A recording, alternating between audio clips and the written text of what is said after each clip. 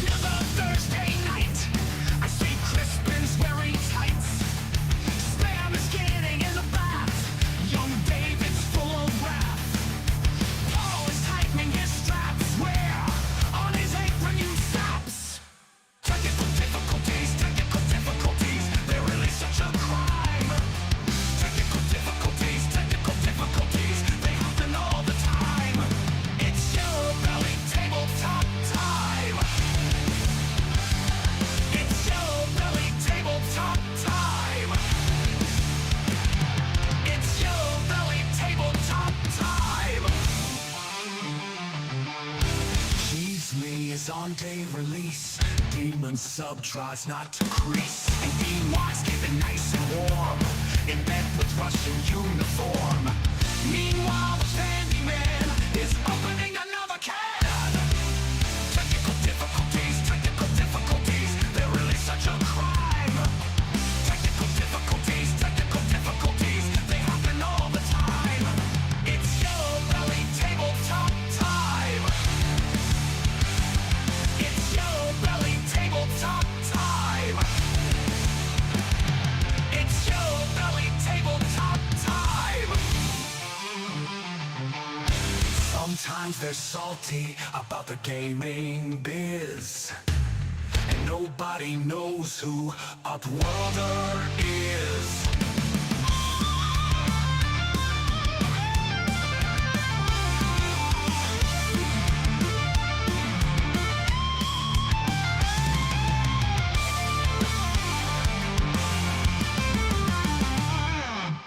Technical difficulties. They're really such a crime. Technical difficulties. They happen all the time. It's Yellow Belly Tabletop time.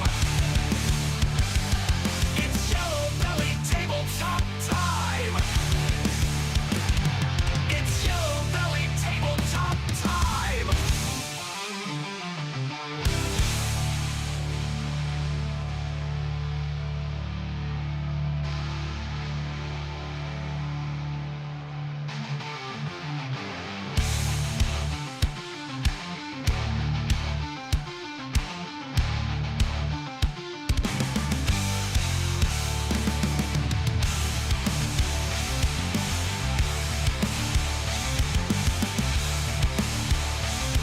It's Yellow Belly Tabletop time. Whoa! Good evening! Look at that. I probably went a little bit early there, but do you know what? Fuck it. Good evening, everybody. You were Well, just excited to be I back, was. mate. You were I just was. excited to be back. A We had a week- week off, and we're back to ruin your evening, boys and girls. Yeah, batteries recharged. I'm just going to mute you from here because I'm getting double David, but that's fine. You're Hello. getting So double David. the old chat's a little bit quiet tonight. So hello to Darren, stroke Demon Sub. Hello to Cheese Me, and hello to Matthew. Good to see everybody here. Where is everyone? This is not like us. Normally the chat's like off the screen. I'm disappointed. Nobody got the memo that we were back, mate. Just saying. Yeah, I'm afraid you should have been paying attention, boys. Either and girls. that, or in the week we were off, everybody's gone and found something better to do on a Thursday night than listen to two wankers from Lincolnshire ramble That's on about true. miniature wargaming for It 2 doesn't. hours. To be fair, it wouldn't take. That's a pretty fucking low bar. Going and finding something better to do than listen to us talk fucking bollocks. Still, who can blame There them? are, So- there are Fenland hills that are higher than Right. that bar. Well, yeah. So good evening, everyone. Well, I don't know where to start. If you're new here, over the next couple of hours, we'll be following our regular format. We will show you what we're going to be working on. Or will I change? Yeah, go on. We'll show you what we're going to be working on. Then we'll talk about what games we played this week and last week, obviously because we didn't have a show. Because David was on we were both on annual leave, really. David was away from home. Hello, Tim, some dude on YouTube. Good to see you, mate. Don't often see you in. No BattleTech tonight, then, I'm assuming. So yeah, we will tell you what we got up to on the week we were off, and then there's a couple of things, bits and pieces to show you from YouTube, talk about, and then Bit the of main news, topic bit of tonight. casual news.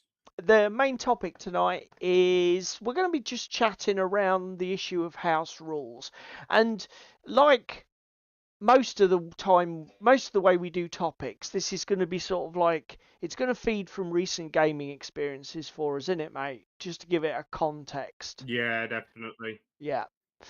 Tim says, no, just Well, came from the you were parents. warned, I think. Oh, okay, mate. Hope that You went were well. warned about like 2 Ooh. weeks ago.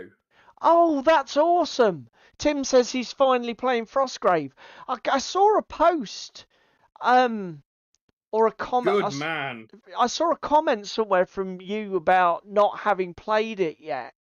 I'm glad you're finally getting it to the table, buddy. That's awesome. I hope you enjoy it. That's cool. Awesome. Well, enjoy the game. Right. Let me go first with the what are we. So this is a hobby stream, guys. I don't know what's Darren doing. Darren hasn't said. Are you doing anything tonight, Darren? Evening, Crispin. Obviously. Oh, hello, Crispin. Good to see you, sir. If you're hobbying or working on anything, share it with the everybody in the chat. Now then, what am I working on? I am currently on a massive hype for bolt action. The reason will become clear when we talk about the games we played recently. But oh, hello Ewok. Good job, sir.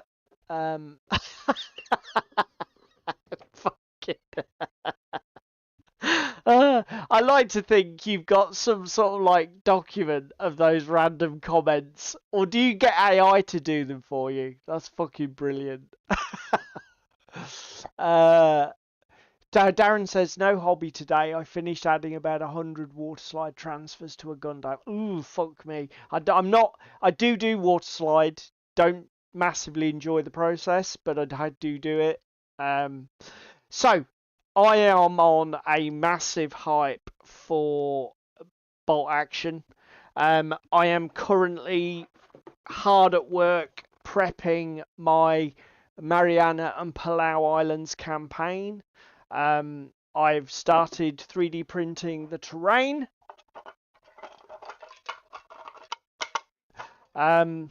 Which we've got here. Just some sort I was of about like. to say, is that plastic 3D printing I can hear in the It is background? indeed.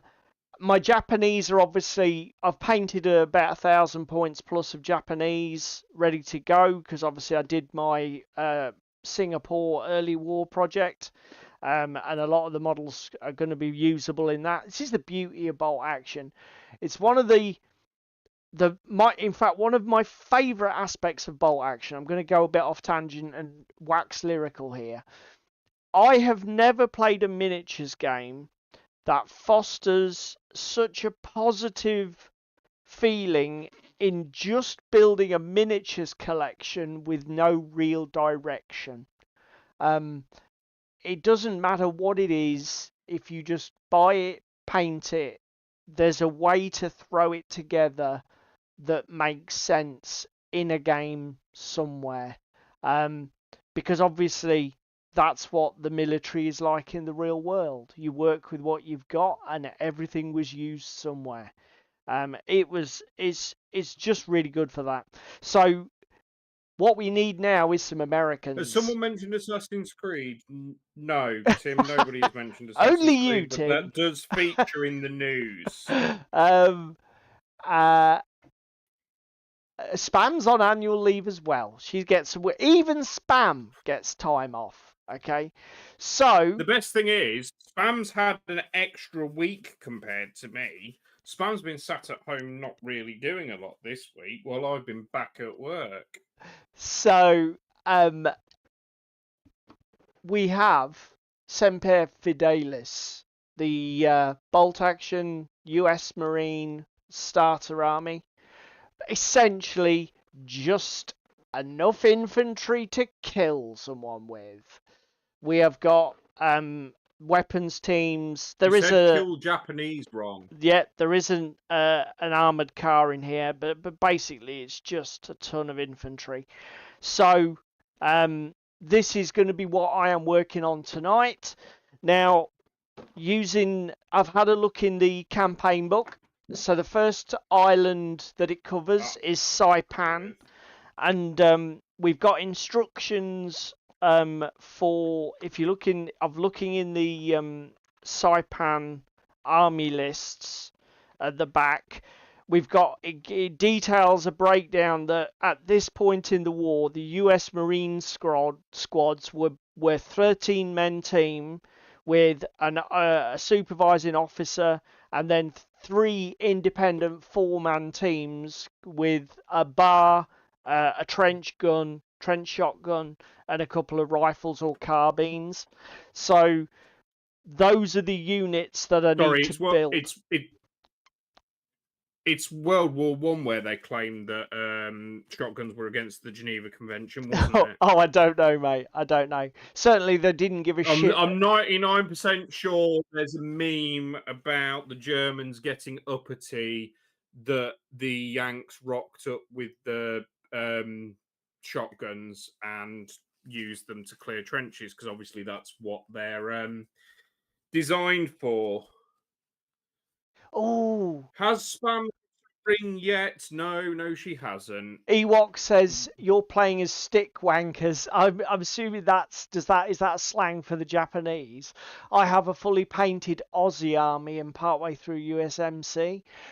Ewok, have you looked at the New Guinea campaign book? Because that's Australians versus Japs, isn't it? Because I've got that as well.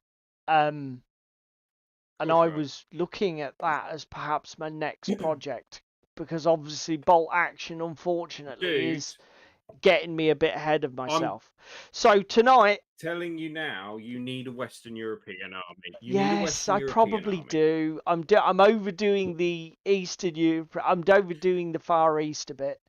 What you want is North Africa or Italy. The one fucking campaign that we haven't looked at yet. No, I don't. What I need is to get a Western European German army so that we can have those games in France and Germany and Poland. And so Italy. that's what I'm up to. So what about you, matey? Well, I've got to move you a minute. Okay. I've got to come right back to get this in shot, so bear with me. My stuff all worked better on long view. I've just been base coating, and that doesn't really show up very well. There we go.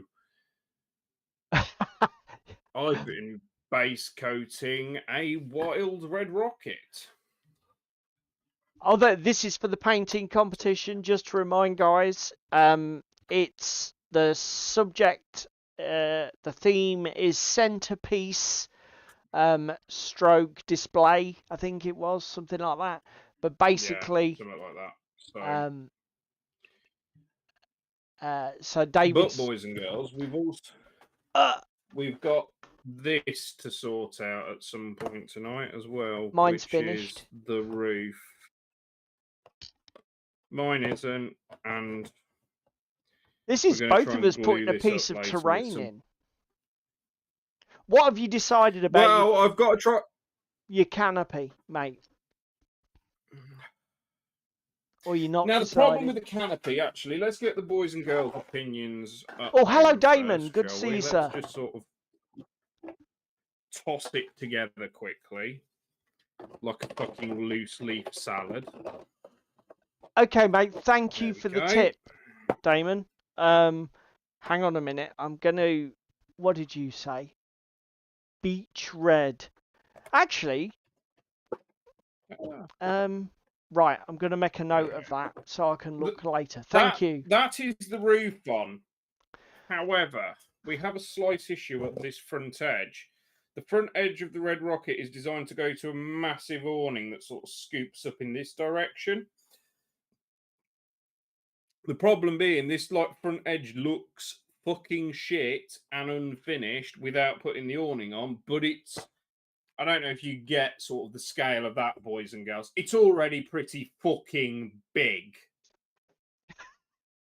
Ewok, stop now. Mate. So what do I do? Do I just fucking leave it? Do I fucking fix stuff? I mean, again, I've got this shit to add as well, and I don't know if I want to permanently glue these in because they're just gonna be awkward. Oh, what, for storage? Yeah. What? Ewok does have the Guinea book. Ooh. Okay. So Right. yeah, this is where we're at. Can you magnetize that Project easily? Red Rocket at the moment. Not really, because it goes to a fucking knife edge, because of course it does. Oh, and it goes into a slot. I mean, the redeeming thing, it does clip in quite well. Gravity before would I hold paint it. You think gravity would hold it? Well, oh, that's mate. it bounces a bit if I hit it. And then you can keep it. Just have that loose and then store it inside. Yeah, well, if it'll fit inside, I doubt it'll fit inside, but we'll gloss over that. Of course, you've got internal walls. Oh shit! There's all them internal walls, mate. I realised my schoolboy error. Fuck. Now, the question here, boys and girls. What fucking colour do I do the interior, or do I need to go do some Fallout 4 Let's Play? Because I'm thinking I might end up doing some research. Just do it an anonymous beige. Do it fucking... I tell you what would be a good colour. Your bloody favourite obsession, deck tan. No, we're not wasting deck tan on terrain. We're not wasting deck tan on terrain. Go on, but it'll be fine. I have a close second. Where is it? That's pink, that's orange, that's dark blue. German camo beige World War II is a good shout for a wall colour. Yeah, Shakos. I'm almost, unfortunately, out of that as well. So we'll go for the next best option. Just hang on a minute. I'm just going to throw this out there, mate. Yeah. I'm listening. I'm wondering, will I have enough? Let's move you back, boys and girls, and you can have the desk. It's the Red Rocket, so why is it not red? Because otherwise it'll all be fucking red, cheese me. I've just had a thought. I think it's basically empty. I tell you what, I'll have a look later. I'm going to talk about my terrain anyway, but I'll have a look. I bought some of that Colour Forge Wraith or Bone White. Yeah, Wraith Bone or whatever. It's got a weird name, but I think I've nearly exhausted it. But I wondered if you wanted the tail end just to do the inside of those walls. Because it might not be a bad colour. No, because I really want to get it done ASAP. Okay. Okay. As I say, it was just a thought. So, let's get this book out of the way. Because don't forget, I've also got all of the fucking floors to do, all of the fucking roof to do. Well, yeah. And this fucker is due in 4 days. That is true. You are pretty much on the clock.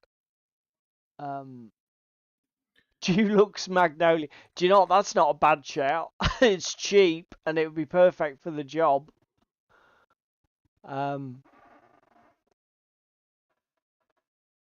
Crispin there. It would be off-white if it's based on an American gas station. It is indeed, Cheeseby. That's exactly what it is. Because I've got to do all the fucking rusting effects on the corner and everything as well, haven't I? If I'm going to I think the justice. weathering will go quicker than you think. Just don't try too hard. Don't overdo the fucking, just remember it's terrain. Just calm down. Yeah, but it's in the fucking post-apocalypse, Paul. Well, yes, but dirty is dirty. It's not, it's not hard. It's easy. So just don't obsess. Right. That I need to sort this out. So let's tell everybody. Where are we here? Let's get rid of that. Let's talk a little bit about what we've been up to because it's been 2 weeks. So this would have been. I'm going to glue a roof together. So if I swear, it's not my fault, boys and girls. So this would have been featured on last week's stream if we weren't away on holiday, because this is what I got up to, not the club night just gone, but the club night a week ago. What happened was, basically because David was away, there was a bit of a cock up and I didn't have the door code to get into the club. So I didn't end up playing a game at the club.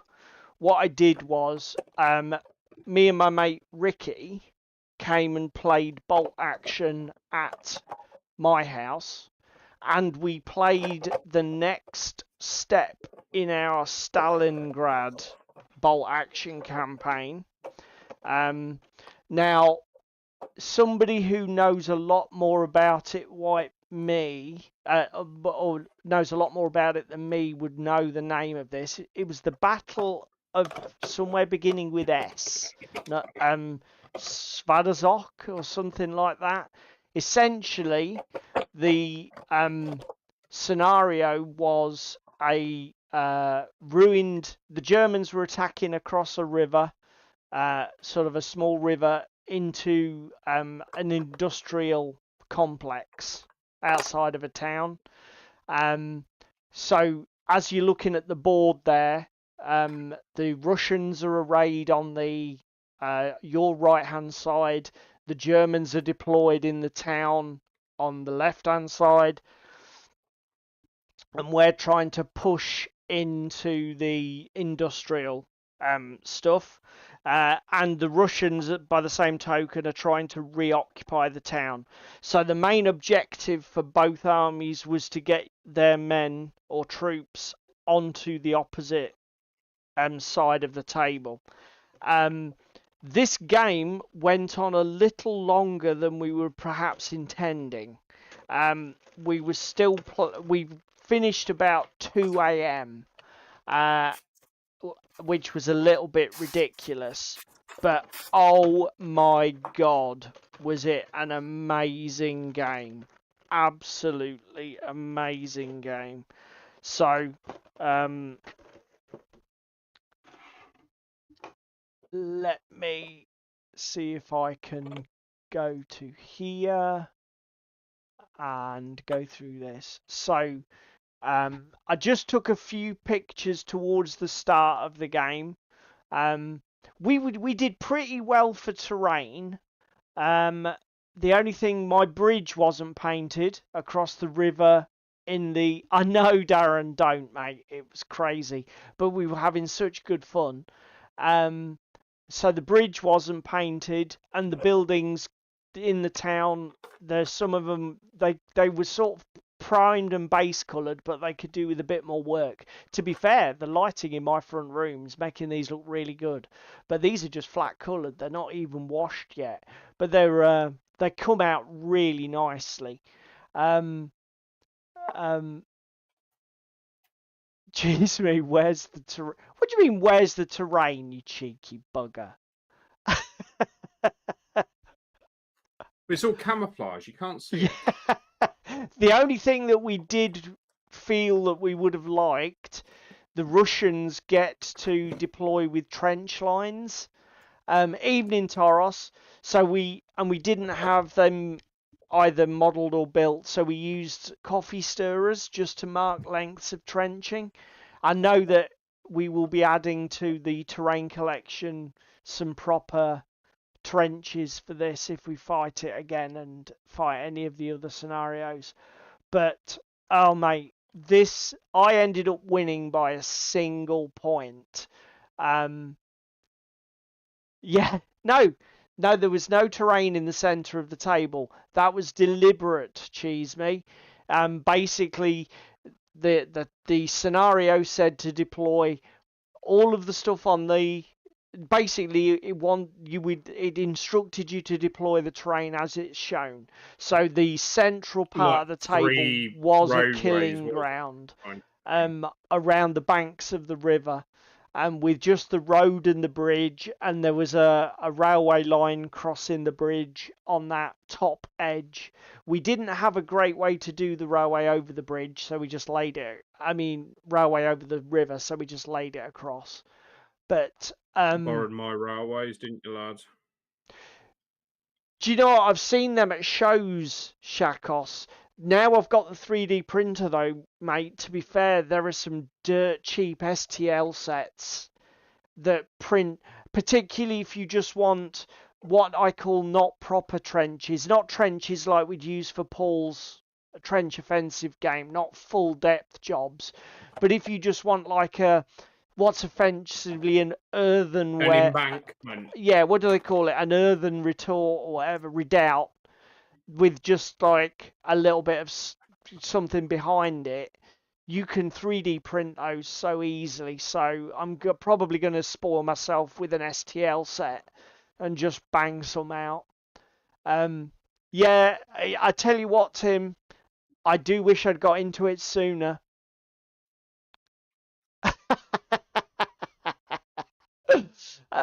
So that was what I did on the Monday that David was away on holiday. Obviously, David was away on holiday, so you didn't really do much, did you, mate, in terms of hobby? No, I managed to get a game of rebirthing with the missus, the lad, and my mum and dad because we all went away. Managed to do some mild history related things though. So went to a place down in Falmouth called Pendennis Castle and was teaching the boy about World War II and the gun emplacements and stuff that were there for defending the mouth of Falmouth Harbour, which was quite nice and quite fun. Yep. But yeah, didn't really have too much time to do anything on holiday because it was a lot of travelling around and anything else. No holiday rings. Oh, Shacross. Spam's here. Hello, Spam.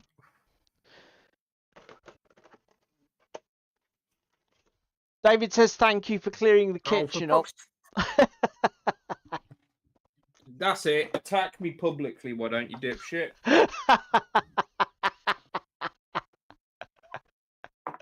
Oh, dear.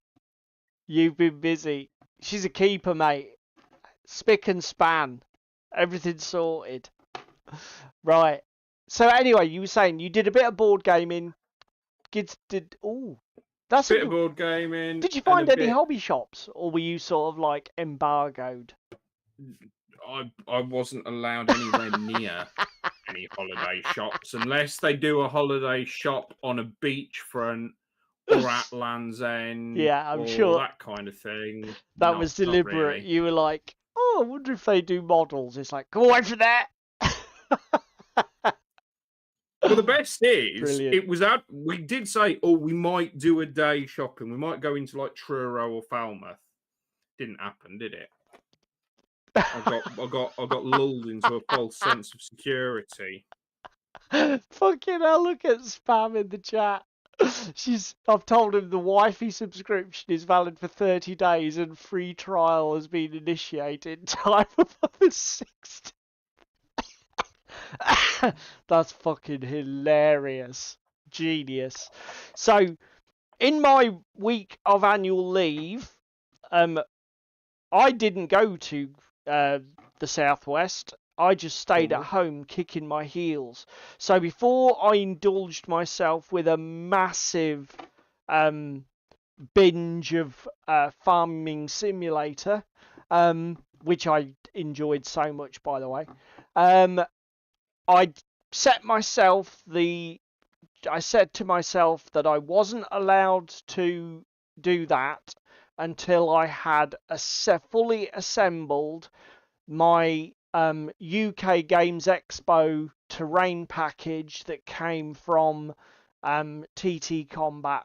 TT Combat. So I think it took me from sort of Saturday morning right through till sometime on maybe Monday night, Tuesday morning to finish building everything. So this is the picture you see here. This is £100 table terrain deal from TT Combat that was going at UK Games Expo. I've got the Japanese fortress, the massive gatehouse, a whole load of walls, a sumo pagoda, like 3 town buildings, a garden pagoda, a bridge over a pond, a ton of bloody loads of scattery bits like raised walkways for going around the walls of the castle and what have you. So titty combat. Yeah, booby combat. I like that actually. I might nick that. That's cool. So I also, as I was just saying to David, managed to get most of it halfway painted. So I can probably show this off better on the old desk cam. So let's do that. You do that. I'm going to carry on mixing epoxy resin. I've just got this out. So let's do... Fucking, of course, Uhu don't dick around when they say it's quick setting. The batch that I've just mixed has already fucking decided to cure. So, not only did I get everything assembled, but I went and bought a load of Colourforge spray primers. I got this grey. Actually, I lied. This is a TT Combat spray primer we bought at the show. Admiralty Grey. What do you reckon to it versus Colourforge? Shit. Which reminds me, this is a PSA. Sorry, TT Combat. I do like your company and I do buy a lot of your products, but your primers are shit. The coverage. It's a shame though, because the paint itself, the cans of paint that you can get, like the little Vallejo bottles, are good, and it colour matches them. So yeah, a little bit annoying. But I mean, from what I've read, I was probably putting them against what is considered probably best in market. Colourforge do have a very good rep that I've seen, but well, the other thing I was going to say, what TT colour was it? Is it that shitty beige that's on screen? Well, this is the Admiralty Brown, which is it just takes so many coats and it goes on so wet. You know, normally when you prime in MDF, bearing in mind I didn't put any, because of my experience PVA. with Colourforge, I didn't PVA any of this. I just literally sprayed the raw MDF because I was so impressed with Colourforge's Hyrax Brown that I thought, fuck it, I'm just going to go in there. I had this Admiralty grey. I had a brown. I don't know what it's called, but they just don't cover the same. They take much more paint to cover. It goes on much more wet. It takes ages to dry. Whereas the Colour Forge, I mean, literally, I was looking at this. You can just see it hasn't quite. This is a single coat of Colour Forge beige or Wraithbone or whatever the fuck it's called. Bone white or Wraith white. It's not quite fully covered the black edges of this MDF with a single coat.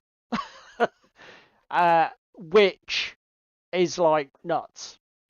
You know, the TT Combat stuff is nowhere near this. And the other thing is, the TT Combat stuff on offer was £10 a tin, I think. Was it? We paid something. Well, the Colour Forge from my local boys is £11.25 for a can. So for that £1.25 extra, I'm Colour Forge all the way. It's worth that £1.25 yeah, extra. Absolutely. I'll get way more coverage out of them. Shako says it was 3 for 20. So I suppose yes, I think it was 3 for that's 20 true, on yeah, offer. because I got 2 and Trevor got 1. Trevor got 1. Yeah, it was buy again, 2 get we 1. said it works out about £7 £7 a can, wasn't it? If you can get it at that discounted price, yeah, okay, that's a significant difference in price. But if you're paying £10, no, don't, because you can get Colour Forge for not a lot more. The other thing is, Colour Forge for me have done the smart thing. Like the Colour Forge Grey and the Colour Forge Brown, I think it's Hyrax Brown and Standard Grey or something. Uniform grey or something in it. They are really dark. Okay, so they go on super dark, which is what you want for terrain generally, because you're going to dry brush up and add your highlight step. These TT Combat paints are not very dark in terms of shade.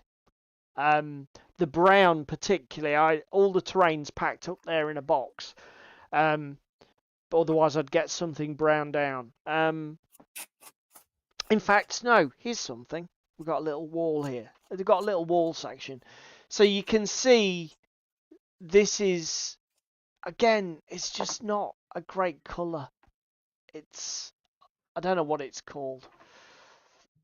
But not impressed. Not impressed. At £6 a tin, you buy it because it's cheap. But don't buy it because it's good, because it's not that good, to be honest. Okay, we've got a roof built that is the size of my fucking face. That's that. Let's go back to this. So I got everything built. Everything is, I'm going to be generous and say half painted. There is quite a lot of detail painting going to be doing on this stuff, because you've got a lot of wooden frame that's going to need hand painting by a brush. And a lot of obviously all the interiors have got details as well. They're all going to need painting. So there is quite a lot of work. I think it's really good, Shakos. I mean, if that, for £100, that gives you a crowded 4x4. And we're talking super dense 3x3. Yeah, and you can get that fills a 4x4 perfectly well for. You add a couple of trees and some greenery, you've got a skirmish game 4x4 full of terrain for £100, which I think's pretty good. And if you're playing a 6x4 mass combat game, God, you've got way too much, to be honest, because you're going to need open spaces to play that. Gangs Is that actually a game, or are you doing sort of like a Gangs of Rome sort of like spin-off in your own head, Toros? And then we've got this Monday night, which was Frostgrave Campaign, wasn't it, mate? And It certainly was, dude. It and certainly this was. game was the mountaintop scenario where we had to essentially get treasure chests out of that bird's nest, giant snowy owl's nest in the center of the that is fair, Tim. 3x3 is uh YouTube is being a Apparently, bit YouTube's being stuttery. stuttery. It could be my internet, mate. I've got 1.4% drop frames, which is unusual. Maybe my internet's playing up. I'll have to have a look. It's all that midget porn you're downloading in the background. Something like that. So yeah. Love the fact that you didn't try to deny it at all. It's just that, yeah, that is a thing. To be fair, it could be us. I mean, the CPU load is only 4%. If there's anything playing us up, it's going to be the internet connection because the computer doesn't look like it's having any issues. So yeah, it was a good scenario. Bloody difficult. As people who've played a lot of Frostgrave might might have noticed, these scenarios are getting really tricky. Computer says no. I will say that fucking mammoth that was summoned was a cunt. Yeah, that was awful. That was the only thing that I was a bit disappointed with this game, and I'm disappointed in myself.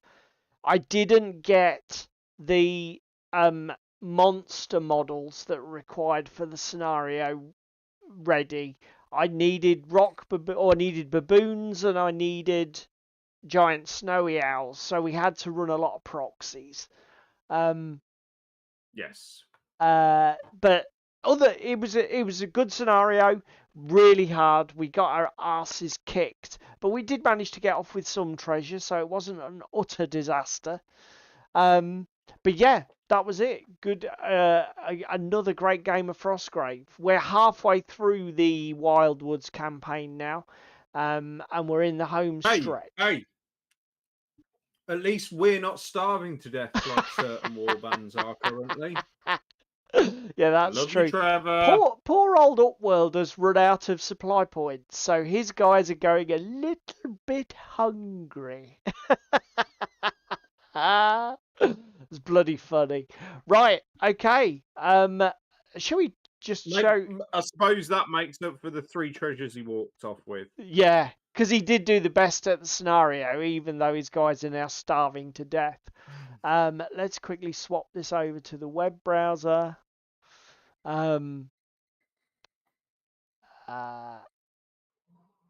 Armored Clash is another game that we were impressed with at fucking UKGE, wasn't it, mate? Just,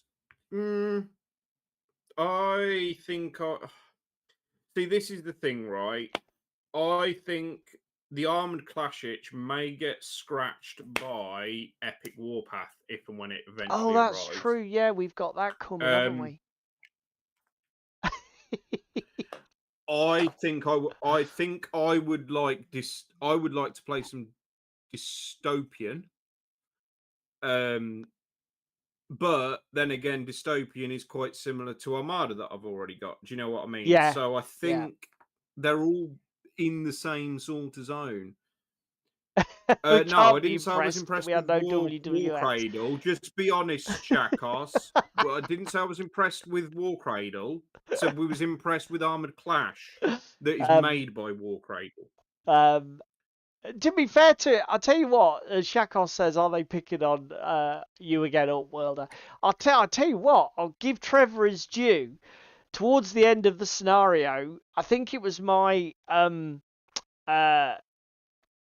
apprentice was about to be ambushed, and um, Trevor threw his thief, I think it was, in to tie down a Yeah. big group of baboons and stop my apprentice getting carked.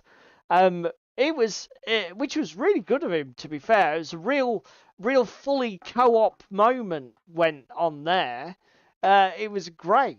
It was a real sort of water Meanwhile, cooler moment from the game. we were panicking early game about the mammoth that was in mine and your backlines, and realised that we can't push it off the edge of a cliff. And to be fair, that was also Worlder's fault. so Yeah, so he it swings and roundabouts. You give with one hand, Trevor, you take yeah with the other. he giveth and he taketh away. Fucking bastard. Ah dear, that's funny. He's not What? listening to you, Spam and Egg. What am I not listening to? Oh, What I are don't they know. buying? Dob them in. I don't know. What have we missed? Right, mate. I haven't bought anything at the moment. I've been a good boy. Babooms. Tim, you're such a child. Right. I need to build some miniatures.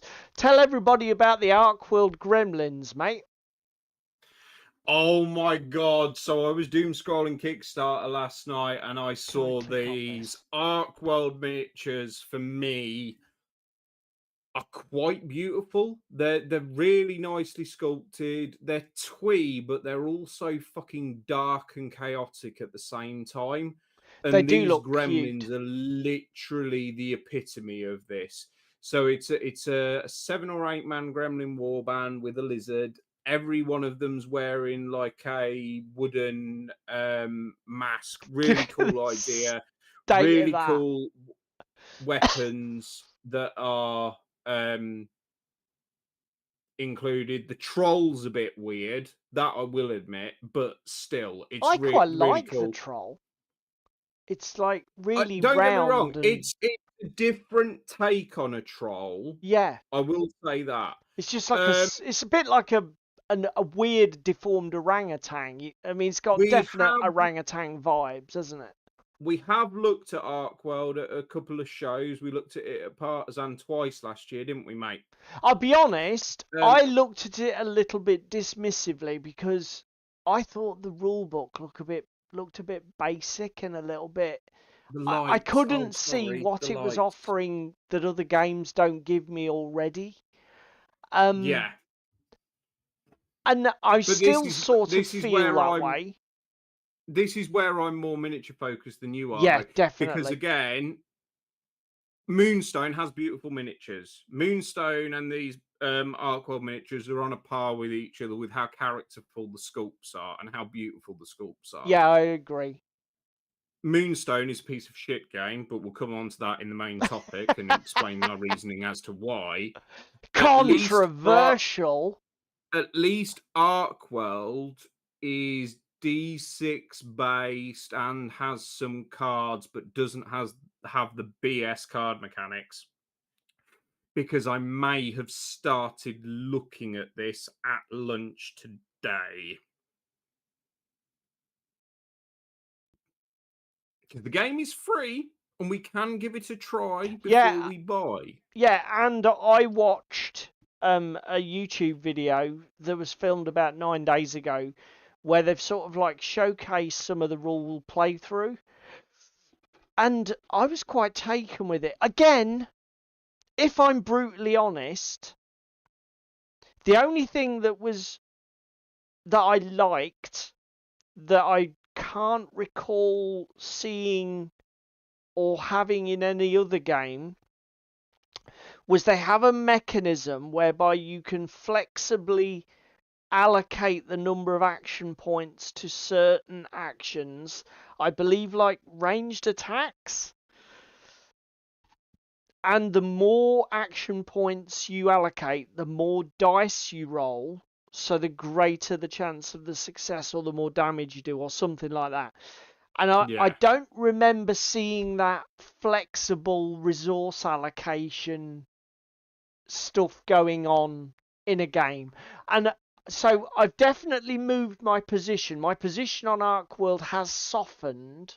I think I would definitely. Cheesy said, I'm "Good just God, Jerry's not in the audience, or he would cut you." He fucking would. But we stand by it. We don't like Moonstone. it's not multi-award My winning in our ass. opinion. Paul wants Dave to buy a game so he isn't the only one breaking his promise. Fuck you! I Fucking did true not though. break my promise. I have not failed. To be fair, I'm not gonna probably cave and buy Ark World this year. I might buy it next year, particularly because it's available at Partisan, and obviously this is Kickstartering at the moment, so I can just Yeah. get it when it comes to retail after. I'll The be- other thing as well is Ark World, from memory, do have a My Mini Factory store for stuff, so I could just 3D print them. Ooh, that would be cheating.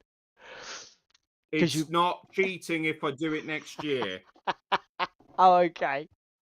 David will be serious.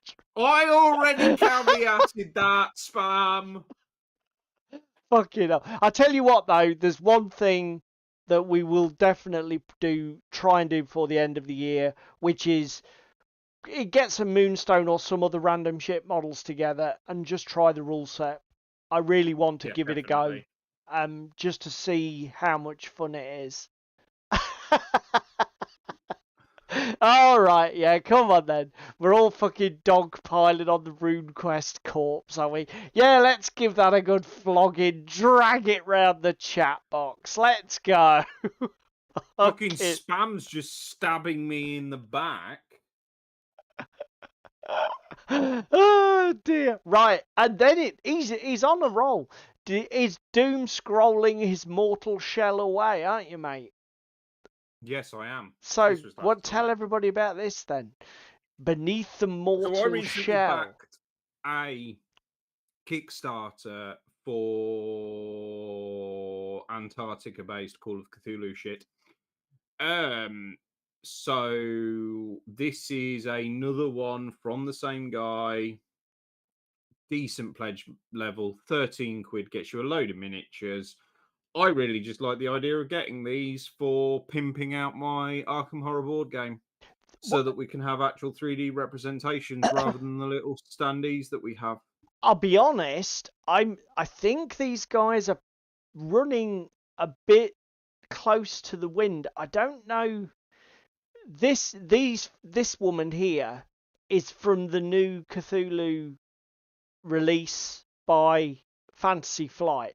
She's literally a one-armed fisherwoman, a black woman, and she looks exactly like this. Darren. I mean, and this is I can't remember the guy's name, but these characters are literally out of the new set. And I'm not sure how they're going to be with Fantasy Flight, because I mean, they've literally, I mean, Jesus Christ, a one-armed black woman who's a fisherman. It's like, yeah, and it's close to the artwork. I think they're taking a bit of a risk with this, but maybe I'm wrong. Question is though, is it based on OG Lovecraft that's now out of it? No, these are characters that have been created by Final Fantasy for their own what's called Arkham Files universe. And I realised that a lot of generic guy in a suit, he doesn't even look particularly, I can't remember the guy's name. He doesn't look particularly like the Seeker guy, even though he's got a poet. He is a poet in his backstory, but this actually looks like Miranda or whatever her name is. You know, it's still. I'm not a lawyer. Maybe they're okay. This is obvious. And again, the I like the monster minis as well. Yeah. Because the other thing is, Paul, hear me out here. This is the other thing I'm thinking. You have said about wanting to play some Mythos in the future. Yeah. Well, because you have some NPC miniatures and stuff on there, how cool would it be to have some 3D printed fucking bad guys for Mythos? Do Mate. you know what I mean? Like Frostgrave Wandering Monsters I and mean, shit like that. yeah, you don't have to convince me of that. I'll be honest. I'm just glad I've only got FDM printing, because if I had a resin printer, I'd be all over this shit. I am sort of a bit obsessed with the Call of Cthulhu Files Mythos from Yeah. Fantasy Flight. So yeah, I would I would be all over this shit. But like you say, I don't need any more miniatures. But I mean, can you imagine printing these off just to use as representative tokens playing the Arkham horror card game? Yeah. Have these Yeah. moving around the table And instead of your this is kind of why I'm looking at it, yeah, because it's a like, I think this is 13 quid this time, yeah, and it gives me some more stuff to pimp with, and pimp both my Arkham Horror board game, but yeah. also pimp your Arkham Horror when Well, we play it. Which another reminds me, actually, dude, we haven't sorted out when we're playing your fucking new campaign yet. that's true. Me, you, and Spam. Well, we can do that this Saturday if you want. Oh, Spam answers on a postcard. If you want to put that on the list instead of Mythic or Assassin's Creed. Oh no, I mentioned it. I shouldn't. Actually, can we come to that now? Because I want to get a bit ranty at Mantic. Yeah. Yeah. I don't know. I think Tim's on drugs here. Something about who needs more minis. No idea what you're talking about, Tim. That makes no sense to me, mate. There is no upper limit to infinity. Yeah. You can always go one bigger. What was I going to say before we get onto Mantic AC Kickstarter. the other thing I was going to say about Cthulhu minis is don't forget that game I bought at UKGE is what the hell was it? Where the Shadows something? That Osprey game. Can't remember. Right, anyway, doesn't matter. So just quickly, another Wait, couple of videos people might want to look at. Tesseract Miniature Studios, previously known as Mr. Shy. He's got a video, a bit clickbaity. Don't let that put you off. It's essentially a look at hobby accessories like clippers and glues and that sort of thing. But do you know what? I watched it and I thought, those are products I haven't seen before. There's some genuinely interesting shit in here.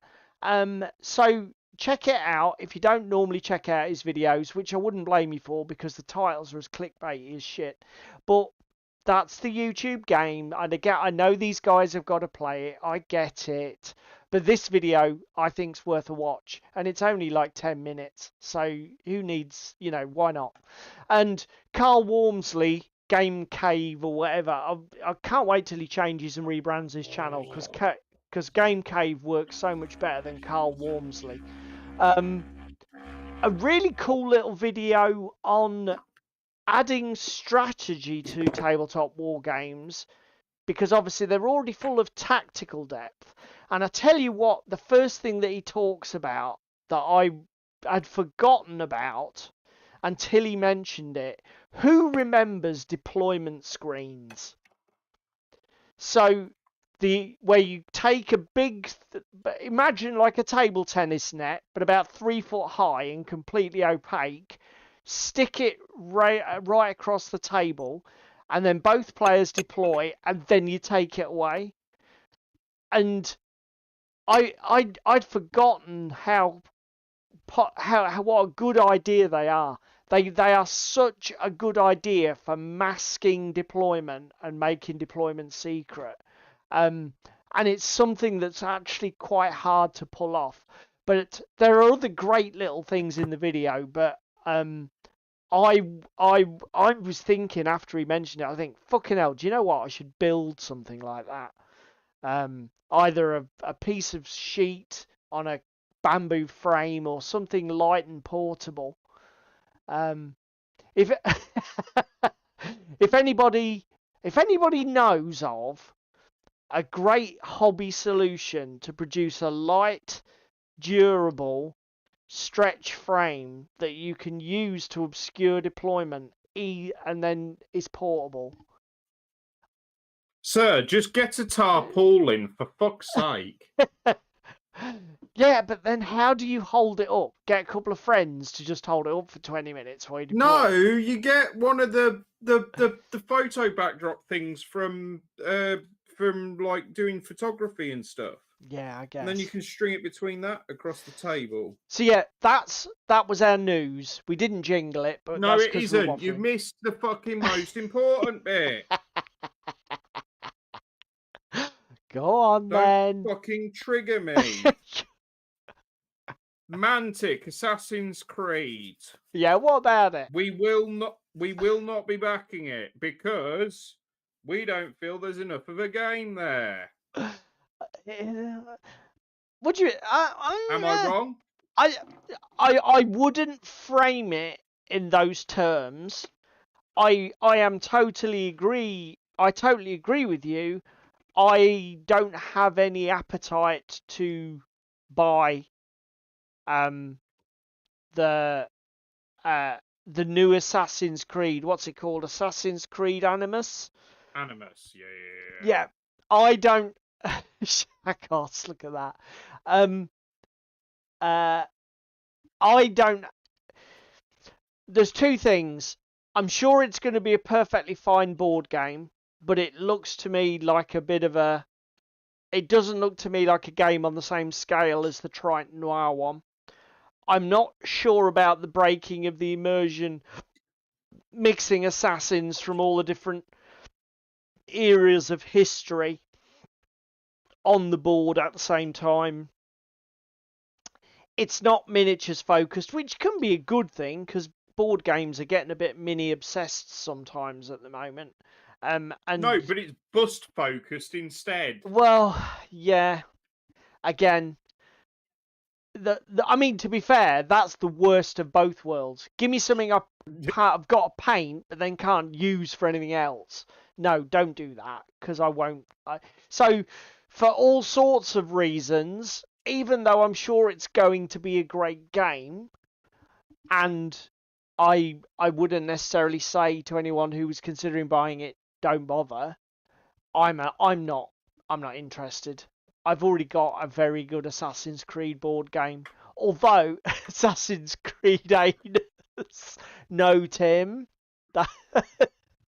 And how did YouTube let you put the word anus in the chat?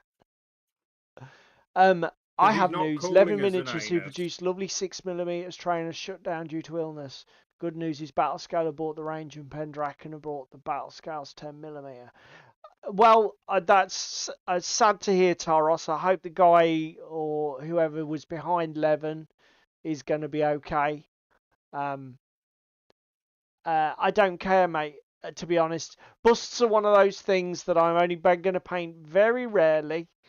David gave me a great one for a birthday present, which I need. Ooh, which I could You've do. got two busts that I've Yeah, given you now. I know. You painted none of them. I know, because I'm not into painting busts. I'm not into painting for the sake of painting.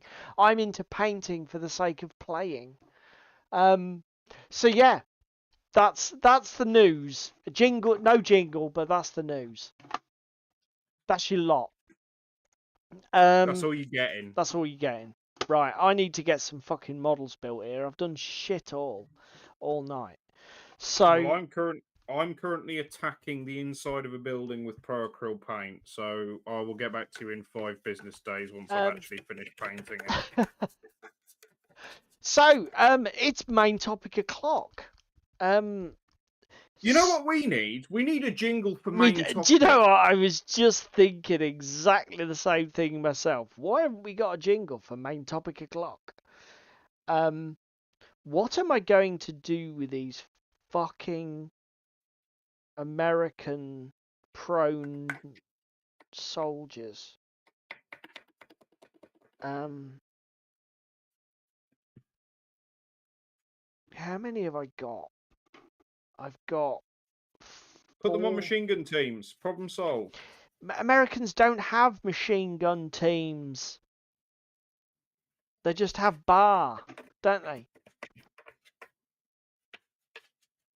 Because they're awkward. uh,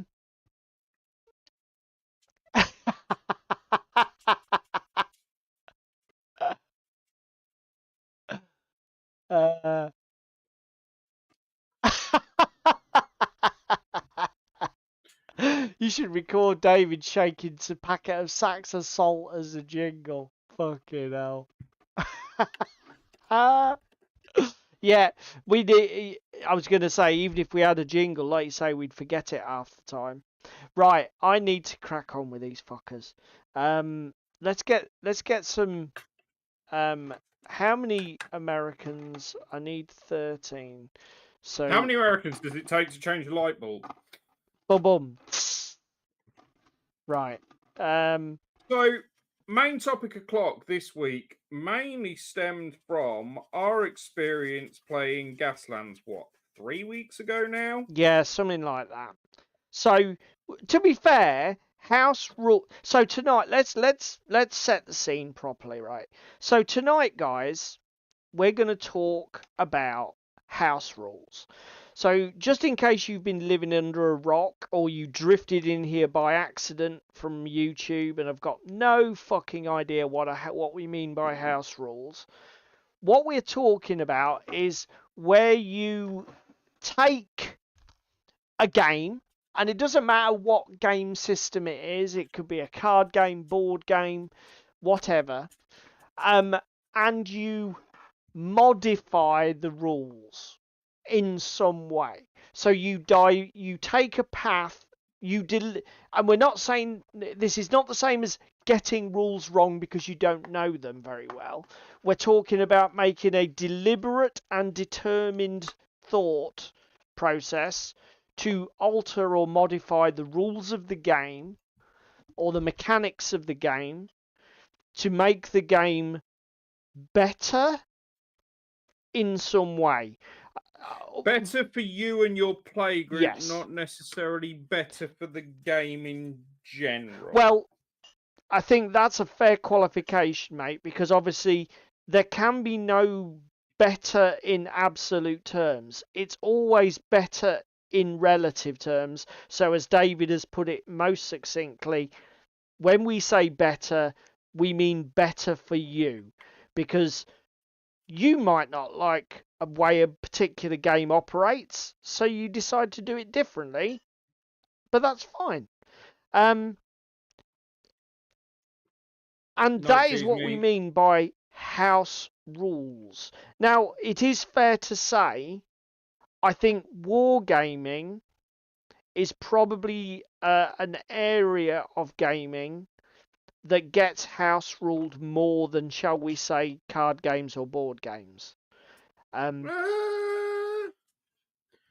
sure there are people who are really experienced board gamers or have maybe played a game for years and are actually sort of come up with rules in, say to their friends, look, it says this in the rule book, but trust me, if we do this instead, this game will be so much more fun. Night Shakos, night cheese. So that's what we're talking about. Now, we're going to talk about this topic in the context, as David said, of our experience house ruling for ourselves, aren't we, really, mate? To be honest. Yeah, so we've got the sort of, how do we put this? There's sort of 3 schools of game, isn't there, Paul?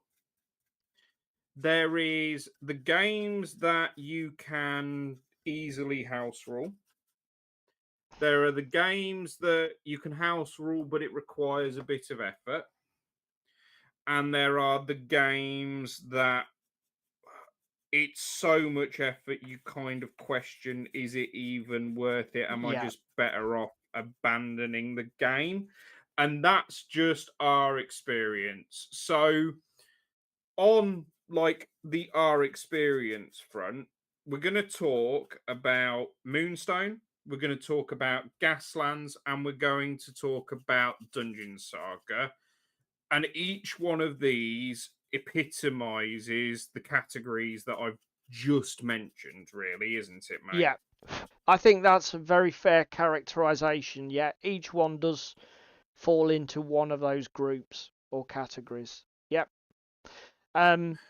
Shall we start with Dungeon Saga? Shall we do them in chronological order?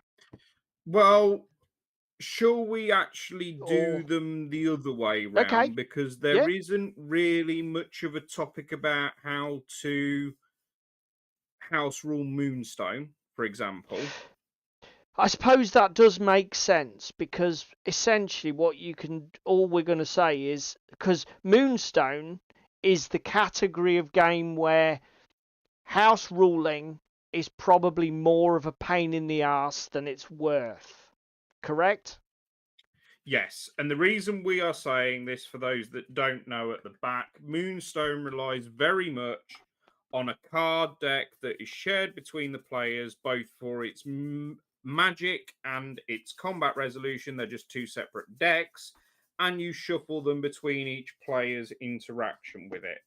The magic deck relies heavily on a bluff mechanic, and the combat deck relies highly on the number of cards based within that deck rather than the cards themselves and a bluffing mechanic like that. Yeah, So and whilst it's more about having a bigger hand size means you're going to get more options. Again, though, there is the bluffing thing. Like you're constantly thinking. You see, this is the problem.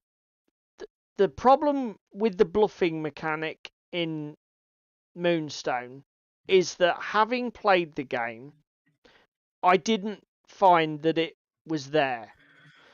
didn't It's find it just overly like added anything, did it? 9 times out of 10, there is just objectively good and bad choices based on the cards in your hand, and the consideration for what your opponent does is minimally relevant. I totally get what he was going for, but I think for it to have been relevant, there would have had to have been far more drastic differences between the card interactions for me. Yes, So definitely. And the thing is that because it's a deck and because it's not a deck with a high number of cards in either of the decks, no, the you about can't 20, I think. easily sub for say a dice mechanic, particularly for combat resolution, because you could both end up rolling the same and you would both end up with something that actually isn't possible to do in the game as it currently is because of the fact that it plays off a deck of cards rather than a dice with each player having a statistical probability to roll. Yeah, So the deck of cards and the game itself makes it a bit too much effort to be worth it. And it's a shame because the miniatures are beautiful, and this is the reason why we rag on it. The miniatures are really good. It's just the gameplay loop and the mechanics within the gameplay itself just let it down for us, don't yeah. they? Really, mate. I again, it is a conspiracy of little details because, as David said, not only does the card thing not play out the way that you would think it does, but it takes so much time. Do you know what I mean? And for Well, me, again, it interrupts the pace of the game Malifaux does the card thing better. way better, in our humble opinion. But the reason that this falls into the more fucking trouble than it's worth category is that, particularly with the magic deck, a lot of the special abilities. So again, if you haven't played Moonstone, each individual miniature has a full card with about I don't know, 6 to 8 different abilities on it. And when you cast a magic spell, you have to have Or a ranged attack. you have to have a red or a green card, or you have to play 2 red cards, or whatever. And actually reworking that whole system so that it doesn't involve a weird bidding system and this bizarre deck of cards across the whole miniature range is probably more work than your average Joe is going to put in, being brutal, isn't it? Yes, definitely. And again, we may be wrong. It's multi-award winning at the end of the day, and Yeah. I know there are lots of people that enjoy it, but for us, it's definitely a game that isn't worth the effort. And I think the other thing that kind of leads into that, Paul, as well, just to add to the conversation here, Yep. it's a game that's not overly popular at club. That's true. So we don't feel as invested as the next category, No. which is Gaslands. Yeah. Now Gaslands is a I would say now, which category of the 3 categories do you say Gaslands goes into? Interestingly enough, where are you thinking that that's fitting? It's moddable, but it does take some work and thinking. That's I yeah, I guess I was actually going to say it's probably the most easily modded of the 3 for what we wanted.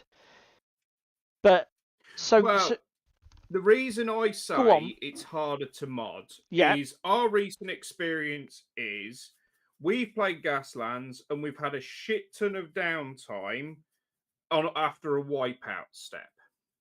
So when you wipe, for those that don't know, you reset all your gears to 1. So you have to sit there as a player watching your opponents go through the rest of the gear phases, particularly if you wipe early in the round. I will concede you are right. I've just realised where you're going with this, and yes, I agree. You are right. But because the gear system is such an intrinsic part of the game, it's hard to tweak and reset it without affecting something else. So we mentioned the other week about audience votes. There are certain factions that don't generate audience votes particularly well, aren't there? Whereas there's others that can absolutely spam them out of the wazoo. The easy way to cure that is to remove them from the game. Yes.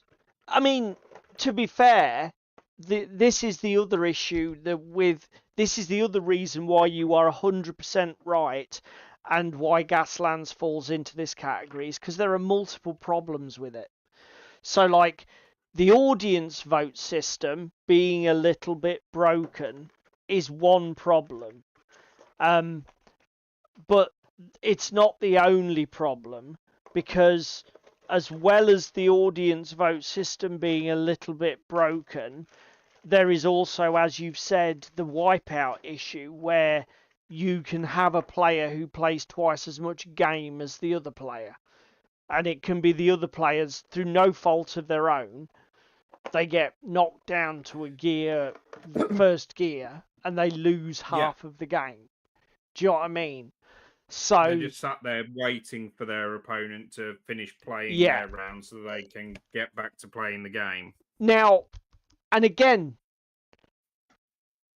so when in terms of house ruling, again, Gaslands is great because there are 2 different things. So again, this is our personal view, but I think the best way to describe the topic is to give you our personal experience about exact examples, because you can extrapolate this information to any game that you want. So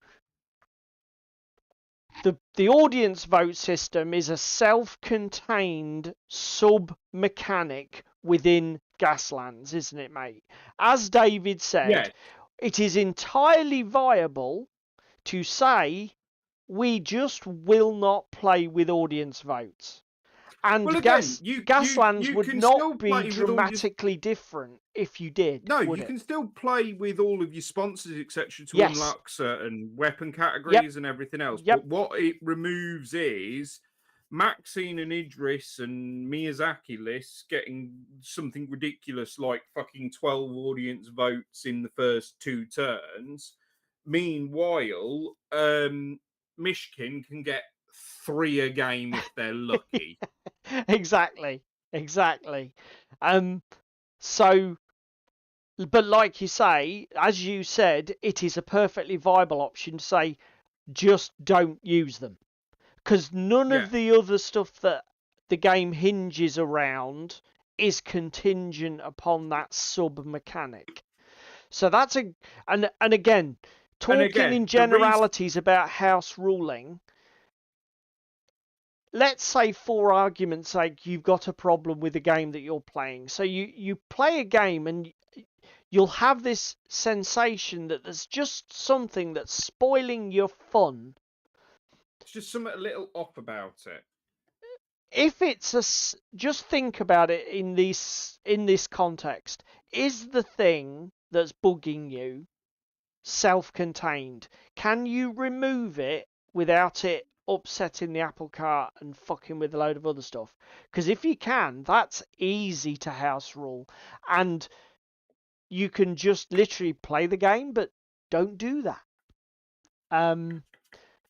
There was another great example of that where we were saying about playing a game but just not doing something. So Gaslands? the other example we have is, I've only learnt this recently. So Flames of War core rules are, if it's no wider than 20 mil, you cannot shoot through the gap.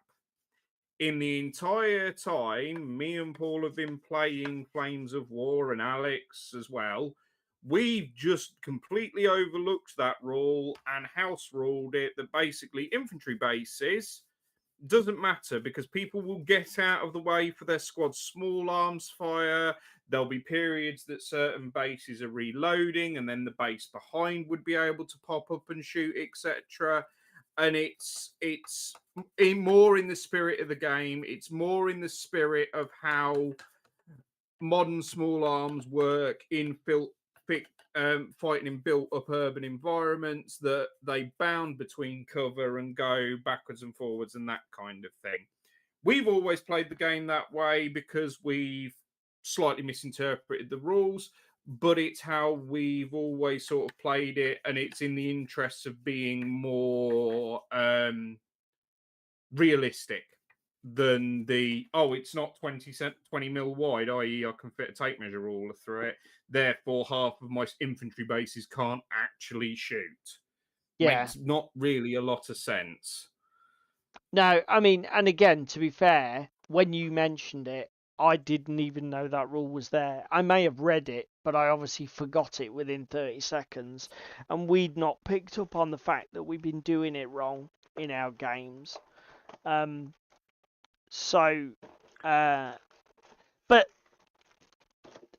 coming to our other issue with fucking Gaslands. Now, the issue about the wiping out is a lot more complicated to fix, because in Gaslands each vehicle moves through a series of gear phases, and the idea is that as you climb gears your car is going faster, and faster vehicles in the game get to do more. So if you are going at a gear that's higher than or equal to the current gear phase, you get to move and use your weapons, shoot or whatever. If you are in a gear that's below the current gear phase, which goes up to 6, you get to do Sweet Fanny Adams.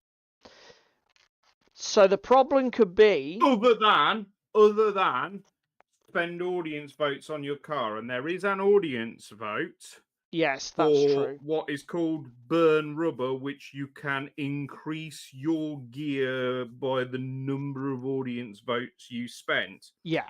Well, I hear you cry at the back.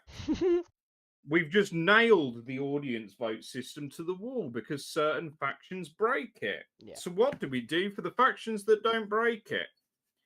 We consult the internet, boys and girls, because the best thing is, if you're having a bad experience with a particular game mechanic, odds are other people may have noticed and or experienced what you're experiencing right now, and maybe sharing vital pieces of information about how they fixed the game.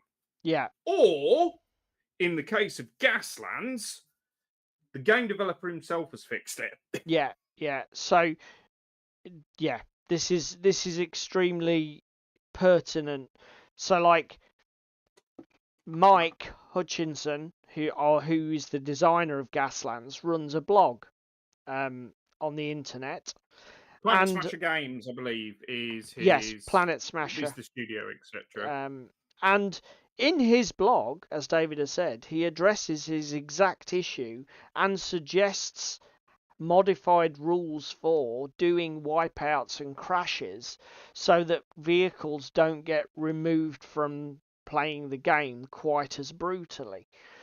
So obviously it doesn't need to be the designer though. There'll be a lot of very keen players of games out there on the internet that will come up with hacks and fixes for games.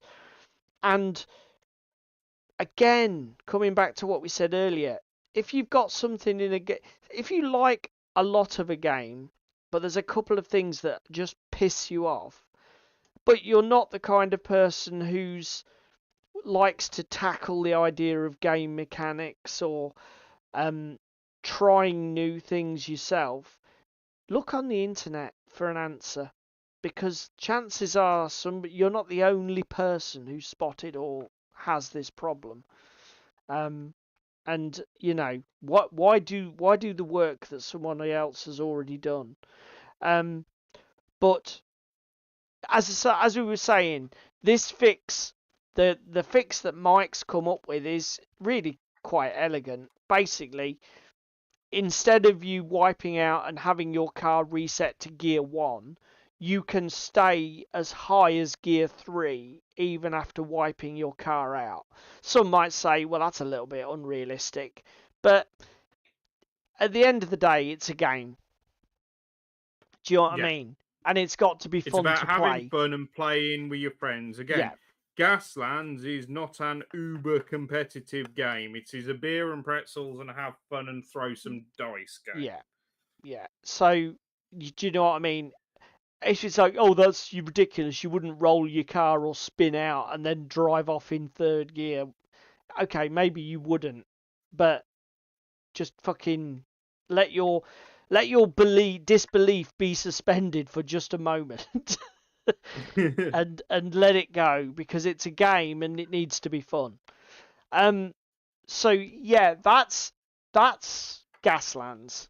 As an example of a game that can be fixed without a great deal of difficulty. I can't think of another example. I mean, here's an example of do you know what? The chat have mentioned it several times. Let's talk about it. Assassin's Creed, the board game by Triton Noir. Assassin's Creed, the board game by Triton Noir, has one, for me, correct me if you think differently, mate. For me, it has one supremely fucking irritating mechanic, and that is the would that be the alarm status, sir? it is the when you trigger the alarm, which can happen on a 30% chance on a dice roll. It's like a 1 in 3, something insane. you then get increased troop deployment to a map, and everything starts to ramp out of control. And there are literally there's literally only one way that we found so far to switch the fucking alarm off, and that's by using a particular equipment card. And to find the equipment card, you have to constantly run the risk of setting the alarm off by searching fucking bodies that you've killed. Or have it left over from a previous game where you didn't use it, but chances are the Yeah. previous game you fucking got into a panic and a fluster because you set the alarm off, so you immediately used it to cancel the alarm. There's one more I want to add to. But again, let me finish what I was going to say, mate. So, yeah. David and I have played enough Assassin's Creed to know that this rule pisses us off. But I don't know what to do about fixing it. Because you can't just not roll the alarm dice, because then that breaks the whole fucking stealth mode of the game. Yeah, point. So you can't get rid of it. It's of dice, so it's very difficult to adjust the probability on it, because it is what it is. It's special dice, printed faces. I don't know.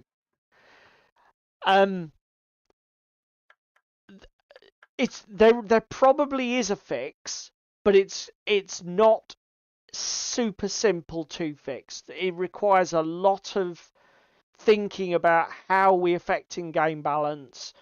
How do we adjust the probability of it going off?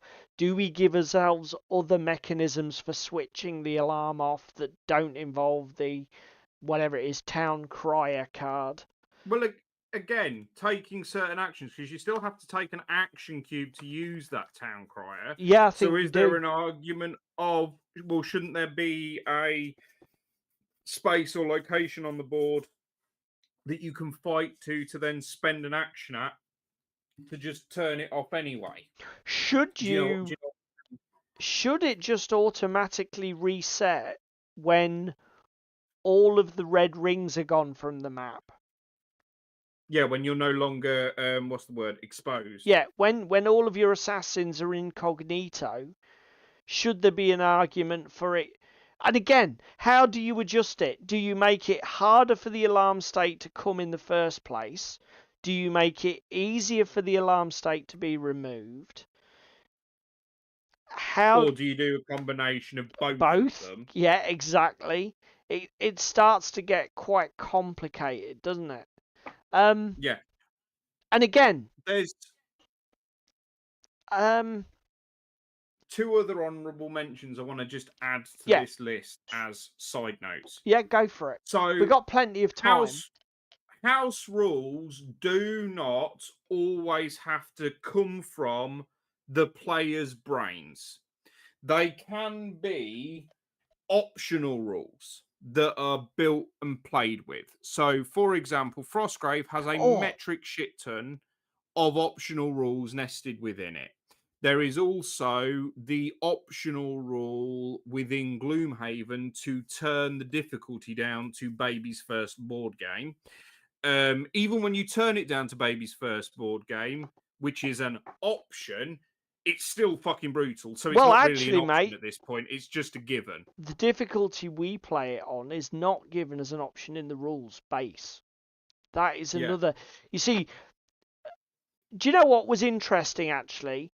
One of the reasons that I've left this topic on the shelf for as long as I have is I didn't think that we were kind of people who did many house rules.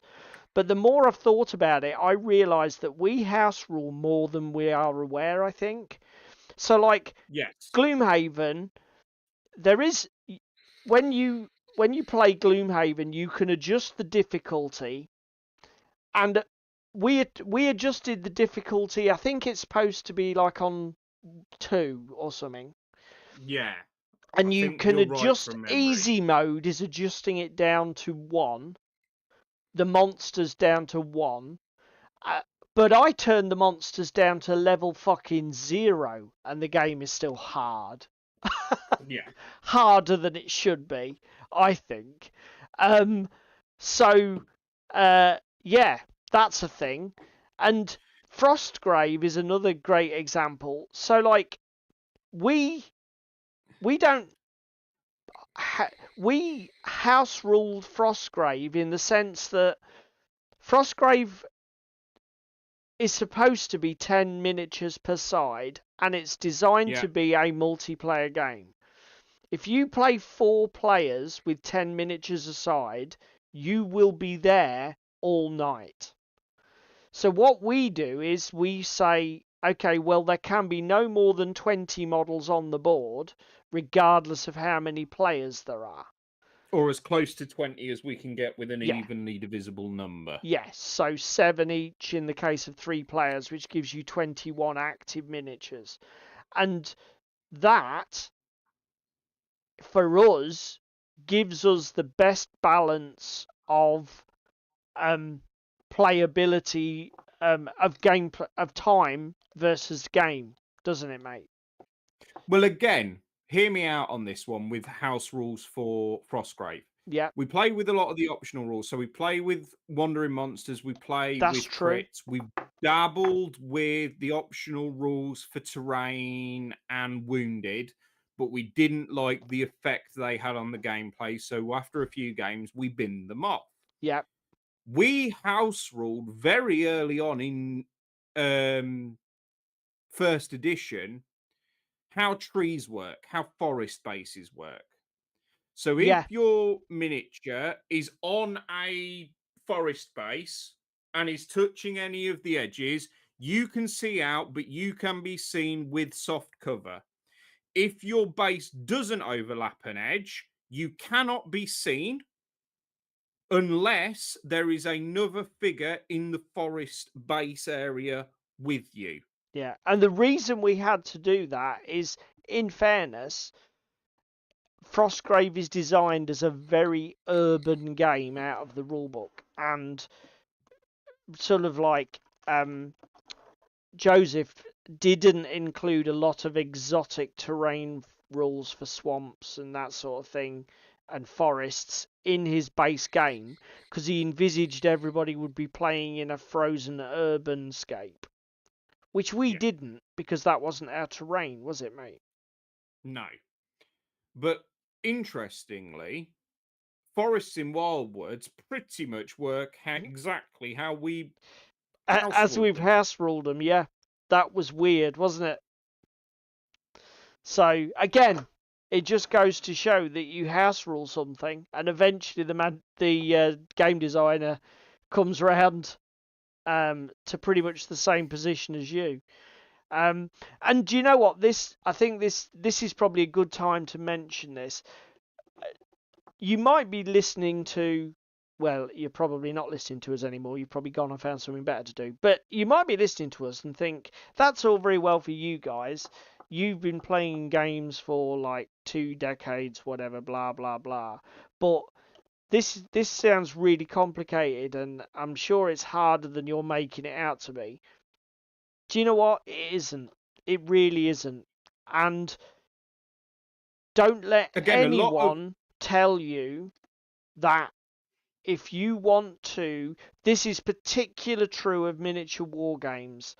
Do not let anybody tell you that house rules are wrong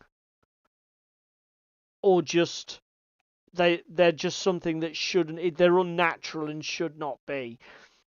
I That think is the, absolutely not the correct thinking.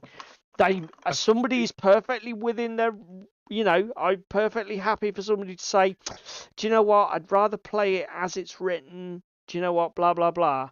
But yeah, and this was going nobody to come. should ever be criticized for wanting to customize the play experience for themselves. And again, this is what I was going to come on to of sort of the golden rule for the house rule is to discuss it with all players at the table and to all come to a conclusion. Yeah, Similarly, the forest rules that we've just mentioned for Frostgrave, yeah, for line of sight, etc., that was 3 or 4 games between 3 or 4 different people, and we came to that as sort of our golden standard. And that was how we was always going to play it going forwards. Yeah. And it's how we've pretty much played it since day dot. Yeah. Because we didn't like how it was interacting with our terrain that we had and the gameplay, etc., in those early games. Yeah. Like you say, we experimented. We didn't get it right the first time. We experimented and we got it right after about 3 or 4 goes. We got the right balance of speed, fun, and what just seemed to work for Frostgrave. And you know, that's how game designers do it all the time. You know, they just experiment and find stuff that works. And The you should do it for yourself. Feel empowered to do all of this stuff for yourself. and the other thing I just want to add in as an honourable mention here is 40k following in the footsteps of other games. And the reason I want to say this is it's a bit bastardized in 10th edition, but it is getting there and it is getting better. Flames of War has a reference table for the 20 or 30, 40 different terrain types that you can fight a World War II battle on in vineyards, forests, hillsides, swamps, urban environments, that kind of thing. Each has an entry, each has what line of sight rules it has, whether it's blocking, whether you can see through it, and that kind of thing, as a reference within the core rules of the book. There used to be, historically, with 7th and 8th, back when I played it, a lot of argument over line of sight and terrain and that kind of thing with 40k. Part of it is the game itself and the player base, but the other part of it is me and Paul very much are just rule of cool, give the benefit of cover at most opportunities if we can, didn't we, Yeah. mate? Sooner have For- cover than don't. Yeah. 40k has now it started to include keywords for its terrain, breachable, climbable, stuff like that. So it at least gives you an idea of what you can do with the terrain. It's not as clearly laid out as Flames of War, but similarly, there is an argument to be had that before you start moving shit across the battlefield, there is a discussion to be had with your opponent or opponents in a multiplayer game of what are we playing these terrain pieces as? What's got certain keywords or that kind of thing, particularly with the more sci-fi and abstract games over the World War II. Because Flames of War is very, very definitively and well done. Do Because you know what I mean? thinking about it, that's precisely why the two games have different systems. Is like, Yeah. well, you know, there are only so many different terrain types on planet Earth, and you could pretty much think of and model rules for each of them. If you're talking about a space game set in the far future, there could be any mad shit that you can imagine or not. So I guess the game designers had to leave a lot more doors open.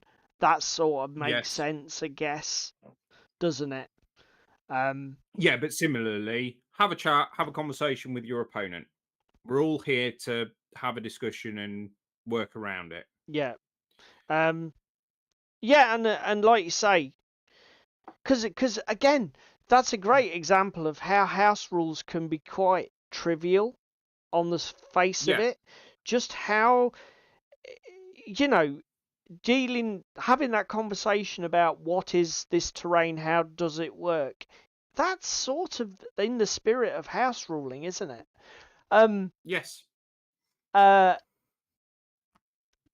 Toros puts, he usually find a bit like our Flames of War example, that a rule we don't like is usually because we've misread another rule that's directly connected to it.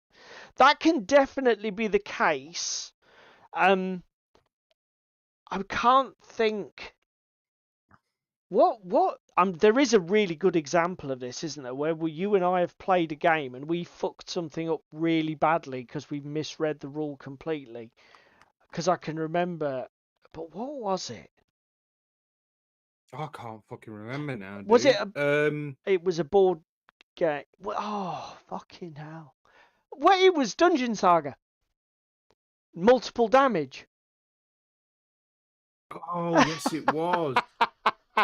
Yeah. It was, wasn't it? Toros, brilliant example, mate. Absolutely spot on. David and I have got another. So we were going to come to Dungeon Saga anyway, but that's great because It's just segued Yeah, us in beautifully. that's to that. It's beautiful. almost as if it was fucking scripted. Cheers Yeah. for that, Toros. Toros says, could you change the die type to D10 or 12 to? Do you know what? You could definitely just roll a different dice. You could literally just say, we're going to roll a 12-sided dice, and the alarm only goes off on a 1 if you're normally, or a 1 and a 2 if the alarm, if you've got something, the alarm stays active or something. I can't remember I think the other thing about the AC if you're as well, exposed, that's the word.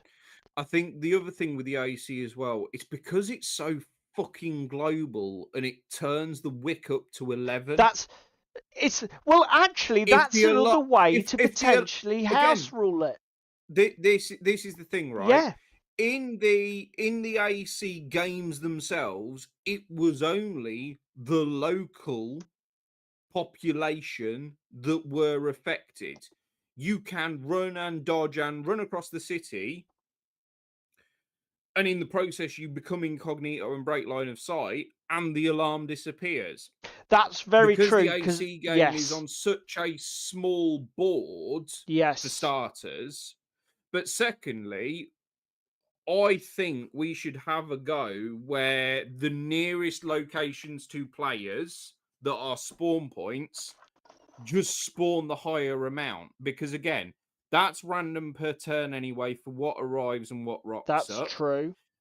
And secondly, as we move around the board, even if the alarm status is hard to turn off still, Yeah, and we're rushing to try and find it, we're not getting mobbed by 3, 6, 9, 12 things that are spawning. We're getting 6 per round, for example. It's a more manageable number. That is a great potential house rule solution to that, where you, like you say, the entry point nearest the alarm trigger goes up, but none of the others do. Is that what you mean? Yeah, or even the 2 nearest the assassins go up.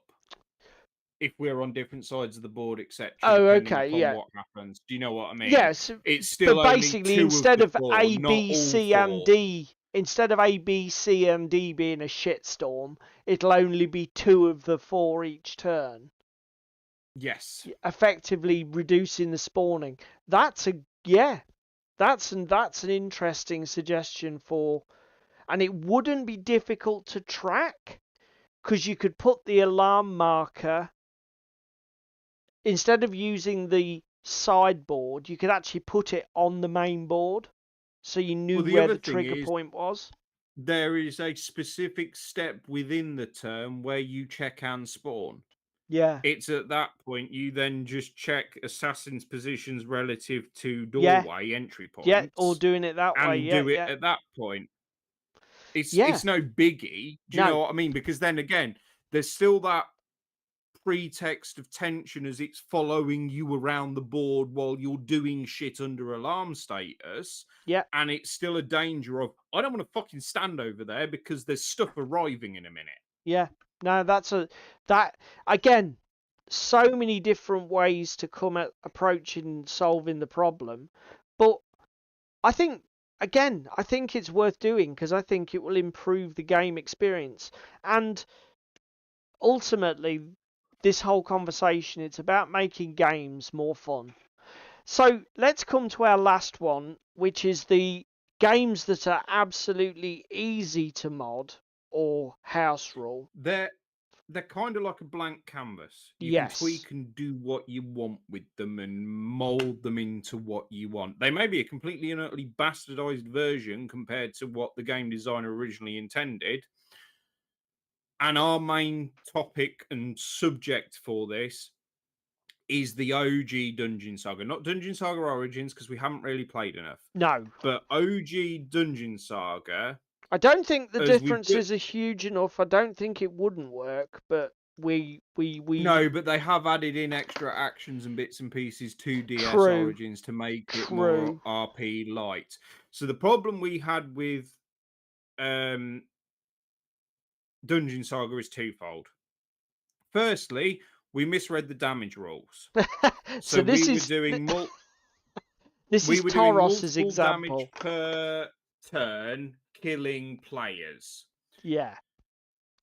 In OG Dungeon Saga, as soon as a player is knocked down and unconscious, you should pick up, reshuffle, re-rack, go again. Yeah, because the game is over. We didn't like that. Yeah, and we were like, fucking hell, this is a bit brutal. Because all you had to do was have some horrific spiked dice from a couple of monster attacks, and one of your players drops like a rock. Then we realised, oh, players can only take a maximum of 1 damage per turn or action or whatever it was. Per attack spent on you. And it was like, that's why this game seemed a little bit shit and flaky. But the second reason we started modifying it and playing with it is because we didn't want a board game. We wanted a more RPG light experience. Yeah. Think Dungeons and Dragons, but without all of the bullshit involved. Yeah, Dungeons and Dragons, but with characters 2 pages of rules, not 200. Yeah. So we did a lot of tweaking with Dungeon Saga. So we added in extra actions for players to allow them to heal and revive allies if they had healing potions. We added in interact actions to allow players to interact with doors and gateways and the board, because again, it is an adversarial game of one player versus one player as the DM versus multiple players as the characters. We added and developed custom scenarios, custom monsters, etc., in the flavor and style of the game. Back in that version, also had the DM cards, didn't it, with the card decks? Yes. Yes. And as David said right at the head of this discussion, the first Dungeon Saga design was, I think it was intrinsically flawed because it sold itself as RPG light, but what it actually was a tactical board game. But Yes. having said that, it had that lightness of touch to the design that you could actually steer the ship over to what you wanted so easily. Do you know what I mean? It, you can do stuff. We did custom magic items, didn't we? Yeah, we did fucking all sorts with it. But we the beauty customized with everything. It was such a blank canvas for us to do and manipulate into what we wanted from the game. We added thieves skills, which weren't really a thing. There was loads we did with that, but because it was such a blank canvas and it was so open and accepting of us bastardizing it, playing around under the hood, really just fucking with the engine, building it into what we wanted, which was this rules light, dice chucking, beers and pretzel game. And again, we had scenarios that got dragged out because, again, 3 or 4 players over the course of the game had got knocked down, and the delays in the actions it takes to get them stood back up, locking doors and stuff behind them, the game dragged on. Dungeon Saga is intrinsically built around a clock of the DM deck. Yes. Once you go through the deck, it's done, it's game over, it's finito, you've lost.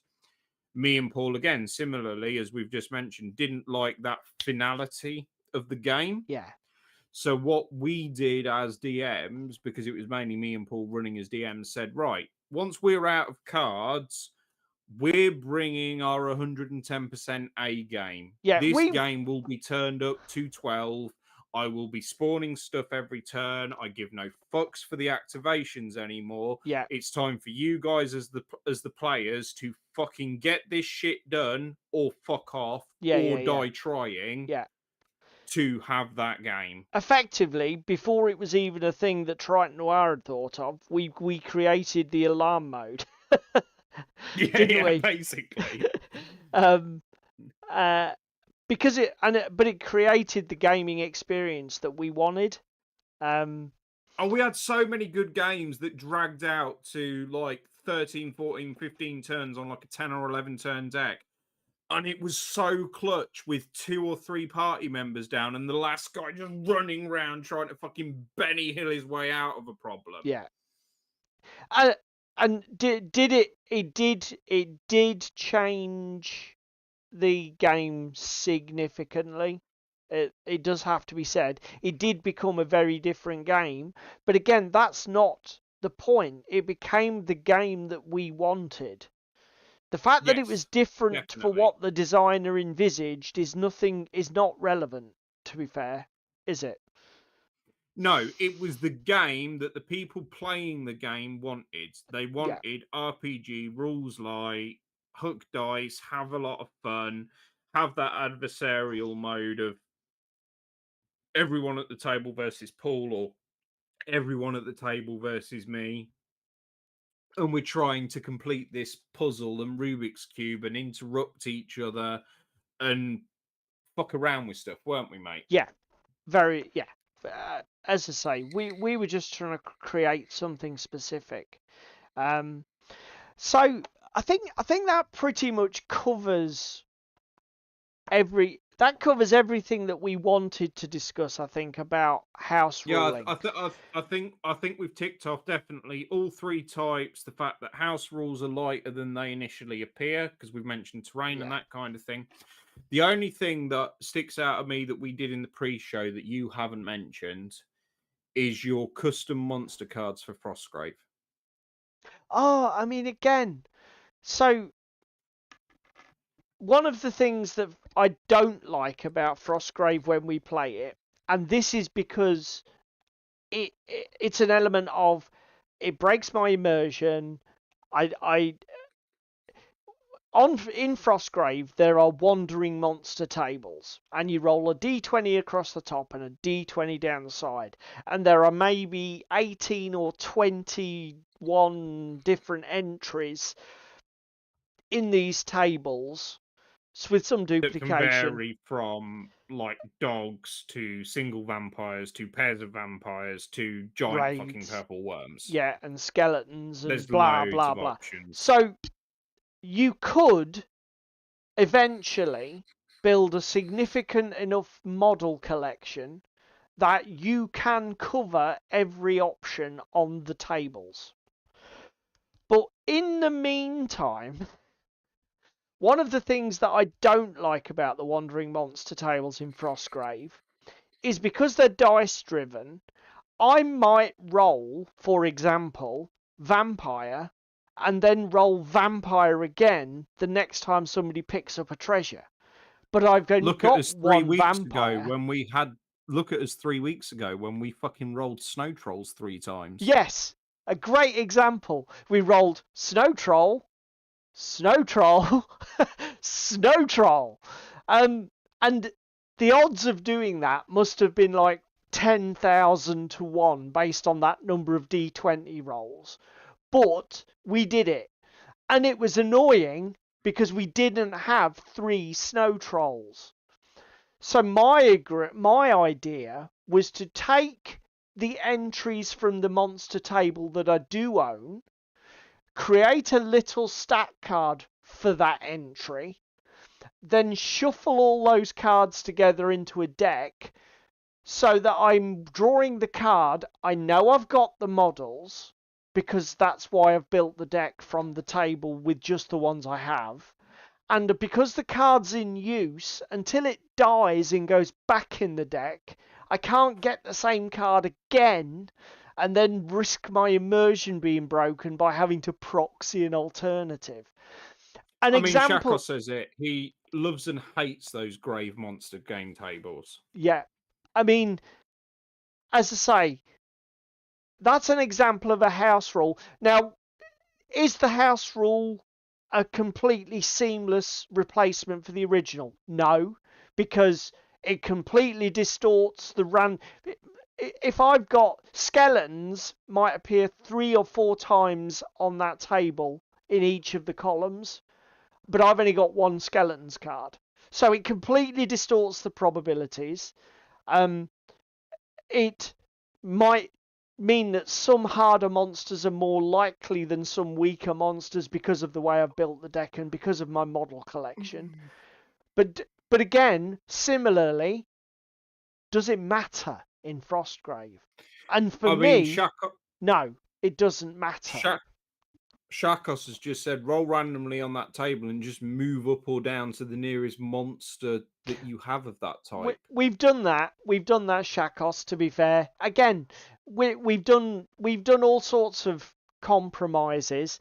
But as I say, I just thought, because I've got a laser printer at home and I'm quite swish with like spreadsheets, I can just create card layouts and spawn them and then just print them. And the other great thing I like about the cards, and this is just me being a bit of a weirdo, is that I can not only put all the stats of the monster on so I don't have to keep flicking through the book, but I can also put a photograph of my models on it and print it off so I know what not that you're a massive autist, just saying. Not that I'm on the spectrum at all.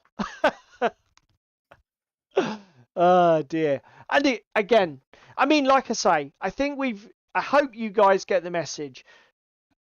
House ruling games is easy. House ruling games is never wrong if it makes the game better for you. And yes, there are contexts and scenarios where it's not appropriate. A local tournament at your gaming store where everybody's got to be playing on the same page, then obviously house rules don't work. But don't ever get it into your head that the game, nothing about a game, whether it's a card game, a board game, any kind of game, nothing about that game is set in stone. It was designed by somebody to work a particular way, but that it can always be modified or redesigned by you to work better and or worse for you if you want. So just crack on and start making your games better. Again, I want to just add like my 2 cents to the end of this discussion. As Paul's just said, feel free to experiment, feel free to house rule games. If you don't stumble upon it and the answer to your problem the first time, the second time, the third time, the fourth time, discuss it with your friends, discuss it with other players, etc. You will come to something that will work eventually. It might take you 2 times, it might take you 22 times. Just stick with it if you're all singing off the same hymn sheet and you don't like how something is intrinsically working within the game. But just once you've got that house rule, for God's sake, try and remember it or write it down or do something with it so that you don't forget it for the next time that you play. That particularly if it's a game that you don't play very often, just keep a note somewhere. You know. Right. Let's call it. I need to decide whether I'm going to put rifles or carbines on a lot of these guys. And virtually all of the arms on the sprue from Warlord appear to be carbines. So I think they're basically saying that'll be a carbine guy, will it? God damn it. Right, okay guys. Thank you very much if you watch the show, whether that's live or later on YouTube. Thank you very, very much to the guys who were in the chat tonight. We appreciate you being here, our co-stars, and the show wouldn't be the same without you. If you can only find time to do one thing tonight, please click on the like button. It does help to push the video just a little bit in the YouTube algorithm. So we appreciate it. If you want to do the other shit, share, comment, subscribe, you know how that works. Do what makes you happy and whatever suits your YouTube experience. And for that, I think we're done, and we'll see you next week. Night, everyone. It's another Thursday night. I see Crispin's wearing tights. Spam is getting in the bath. Young David's full of wrath. Paul is tightening his straps. Where on his apron you saps. Technical difficulties. They're really such a crime.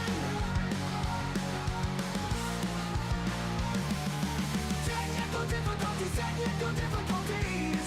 They happen all the time. It's Yellow Belly Tabletop time. It's Yellow Belly Tabletop time. It's Yellow Belly Tabletop time. It's Yellow Belly Tabletop time.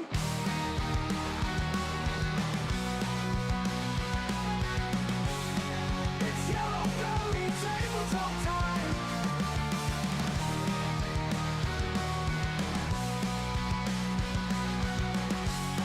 It's Yellow Belly Tabletop time. It's Yellow Belly Tabletop time. Cheese meat is on day release. Damn, the silk tries not to crease.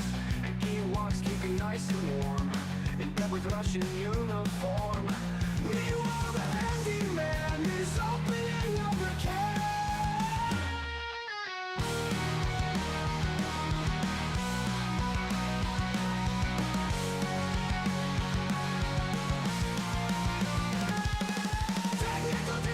Technical difficulties, they're really such a crime. Technical difficulties, they happen all the time. It's Yellow Belly Tabletop time. It's Yellow Belly Tabletop time. It's Yellow Belly Tabletop time. It's Yellow Belly Tabletop time. Cheese meat is on day release. Damn, Chef tries not to crease. But Ewok's keeping nice and warm. In bed with Russian uniform. Meanwhile, the handyman is opening another can.